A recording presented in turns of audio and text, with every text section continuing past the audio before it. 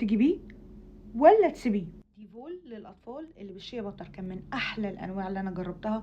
ترطيبه عميق، بيسيب الشعر مهفهف، لكن لو انت شعرك ناعم وعايزه تعمليه ويفي مش هيبقى بسهوله، لان هو بيخلي الشعر ناعم. فلو انت فتله شعرك اصلا ناعمه هتلاقيه يعني ايه الويف بتاعه اللي هو خفيف زي كده. وكمان انا شعري اصلا كيرلي، فلو شعرك ناعم مش هيبقى طالع معاكي مظبوط. بصراحه ممتاز، ومن الحاجات اللي انا ارشحها. ريحته حلوه، ما فيهوش مواد مضره، حبيته جدا. عندي كومنت وحيد عليه، مش اكتر حاجه بتهدي الهيشان.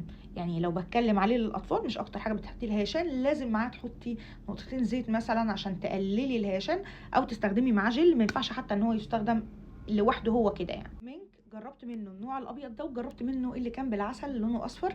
مين فيهم حبيته؟ الاتنين كانوا ممتازين. على شعر جاف حلوين، على شعر مندي حلوين. ترطيبهم بالنسبه لي على فكره كان كويس. ولو انت حد بقى بيلف شعره او عايز يخلي شعره مفرود زي ما قلت، هيبقى احلى واحلى كمان من ان انت تكون شعرك كيرلي. مين فيهم حبيته اكتر؟ بصراحه اللي كان بالعسل. ترطيبه كان بالنسبه لي اعلى، بس ريحته مش احلى من ده. وده مش ريحته جوز هند، ده ريحته فانيليا كده شويه. فانت لو الميزانيه على قدها جربيهم، مش وحشين.